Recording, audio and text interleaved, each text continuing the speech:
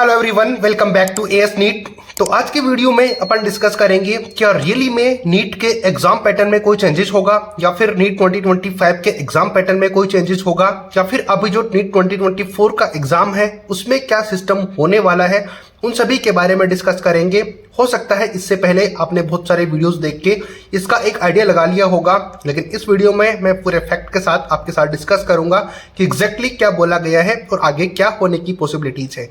क्योंकि मैं वीडियो बनाने में थोड़ा सा लेट जरूर होता हूं, लेकिन मेरी आदत है कि मैं सब कुछ चीज़ें एकदम चेक करने के बाद में आपके सामने वो सारी पॉइंट्स रखने की कोशिश करता हूं जहां की पॉसिबिलिटी सबसे ज़्यादा होती है और आपकी राय भी इसमें बहुत ज़्यादा जरूरी होती है। तो मैं कोशिश करूंगा इस वीडियो में आपको हर एक चीज़ स्क्रीन के ऊपर दिखाने की।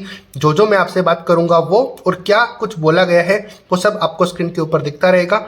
तो आपसे रिक्वेस्ट रहेगी कि वीडियो को लाइक जरूर कर देना, जिस पॉइंट से आप एग्री करो वहां पे चैनल को सब्सक्राइब कर देना और ऑथेंटिक इन्फॉर्मेशन के लिए चैनल को सब्सक्राइब और ज़्यादा से ज़्यादा शेयर करके मेरा कॉन्फिडेंस बूस्ट कर सकते हो, क्योंकि एक आप ही के लाइक और सब्सक्राइब से मेरा कॉन्फिडेंस बूस्ट होता है और मैं कोशिश करता हूं कि आपके लिए इस तरीके के वीडियोस लाता रहूं। तो स्टार्ट करेंगे वीडियो, लाइक और सब्सक्राइब जरूर कर देना। तो चलो स्टार्ट करते हैं। तो सबसे पहले तो आपको कुछ आर्टिकल्स देखने को मिले होंगे, स्क्रीन के ऊपर भी आपको एक दिख रहा होगा जिसमें कि क्लियरली ये लिखा हुआ है कि government indicates it is considering a move towards a more stress-free and multiple session and multiple times a year computer-based test format for the future exams similar to the JEE Mains। ऐसा बोला सुनने को मिल रहा है, which was successfully offered 4 times during the COVID pandemic। तो ऐसा आपको screen के ऊपर दिखने को मिल रहा होगा और भी बहुत सारी इंफॉर्मेशंस आपको स्क्रीन के ऊपर दिखती रहेंगी, तो आप उनको रीड कर लेना।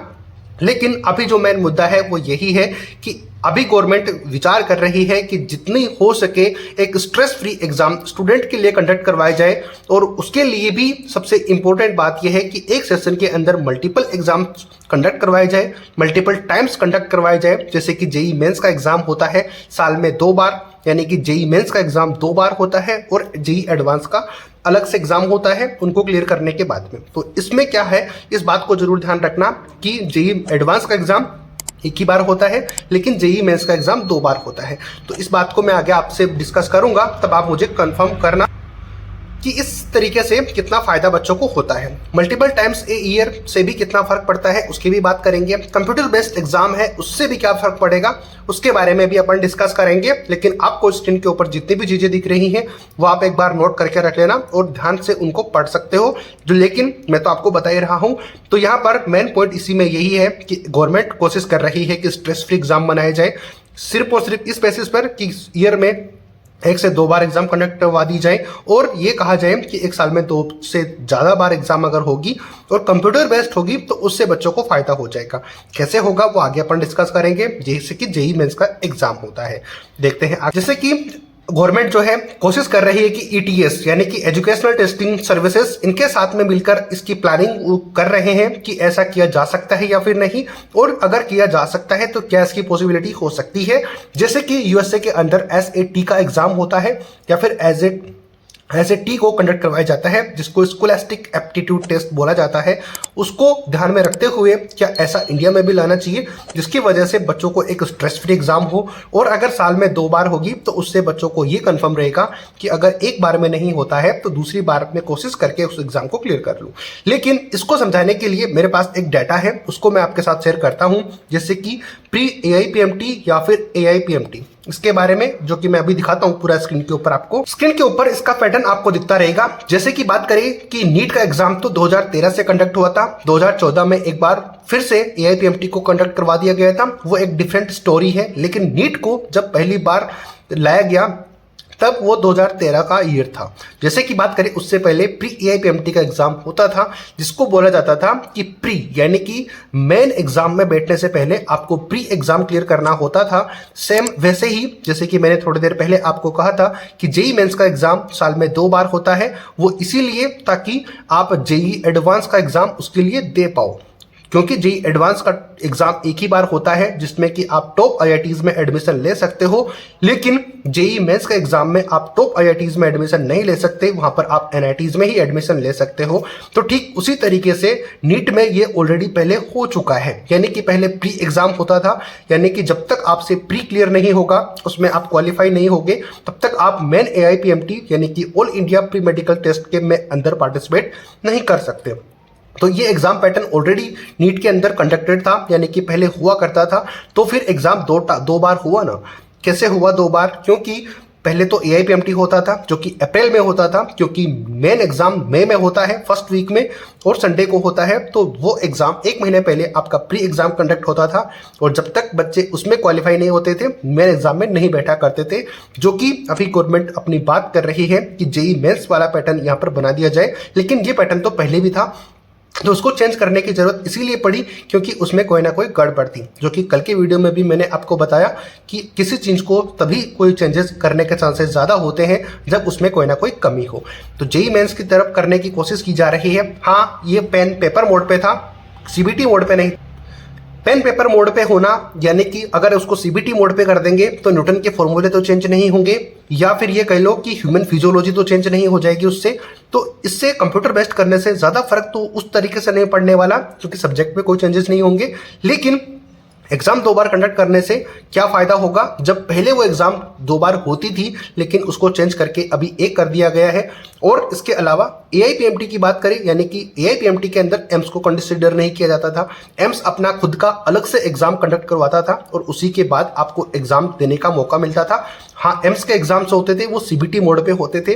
तो अगर ये सीबीटी मोड वाला सिस्टम भी आप ये बोल रहे हो कि सही है, तो फिर ये पहले से जब था तो उसको इसमें पेन और पेपर मोड पे क्यों इसको चेंज कर दिया गया? क्वेश्चन बनते हैं ना, हम किसी के अगेंस्ट में नहीं है, लेकिन अपन अपना पॉइंट एक रख रहे हैं कि अगर ऐसा किया जाता है तो क्या ये जो प्रॉब्लम्स हो रही हैं ये पेपर की वजह से प्रॉब्लम नहीं हो रही है, ये प्रॉब्लम हो रही है सिस्टम की वजह से, कि सिस्टम में कुछ गड़बड़ी थी, इसी वजह से ये एग्जाम में प्रॉब्लम हो रही है। बाकी स्टूडेंट्स की तरफ से खुद से तो कोई नहीं करेगा प्रॉब्लम, जब तक कोई प्रॉब्लम करवाने वाला नहीं होगा तब तक प्रॉब्लम कहाँ से हो सकती है? तो प्रॉब्लम जो कर रहे हैं उनको हटाना जरूरी है, रादर देन कि उन बच्चों को परेशान किया जाए जिनकी कोई भी गलती नहीं है। जिप्पर की बात कर लें तो उनके भी अलग से एग्जाम कंडक्ट करवाए जाते थे पहले, जब एआईपीएमटी हुआ करता था। आयुष कोर्सेज यानी कि बीएमएस या फिर बीएचएमएस जितने भी कोर्सेज थे, मैंने आयुष नोट किया हुआ है, इनके एग्जाम भी अलग से कंडक्ट होते थे। वेटनरी का एग्जाम भी अलग से कंडक्ट होता था। इन सब का क्या पैटर्न था वो स्क्रीन के ऊपर मैंने आपको एआईपीएमटी के लिए लगा दिया है सारा सिस्टम, और नीट का सिस्टम आप अच्छे से जानते हो इसलिए मैंने उसको नहीं लगाया। बट एआईपीएमटी का जो रीजन था लगाने का वो मैंने समझा दिया आपको कि पहले प्री एग्जाम कंडक्ट होता था, प्री के बाद में होती थी मेन एग्जाम। तो अभी भी यही कर सकते हैं आप, क्योंकि अभी नीट के एग्जाम के अंदर जो भी स्टूडेंट पार्टिसिपेट करना चाहता है वो कर सकते हैं, उनके लिए कोई बाउंडेशन नहीं है। चाहे तो उनकी प्रिपरेशन हो या फिर नहीं हो, उससे कोई फर्क नहीं पड़ता, डायरेक्ट आप नीट में एग्जाम में बैठ सकते हो। और इसी वजह से नंबर ऑफ कैंडिडेट बहुत ज़्यादा इंक्रीज हो गए और हर साल इंक्रीज ही हो रहे हैं। तो अगर तो ये प्री वाला सिस्टम अभी इम्प्लीमेंट कर दिया जाए तो वो बहुत सारे स्टूडेंट अलग हो जाएंगे जो सिर्फ उम्मीदवार हैं।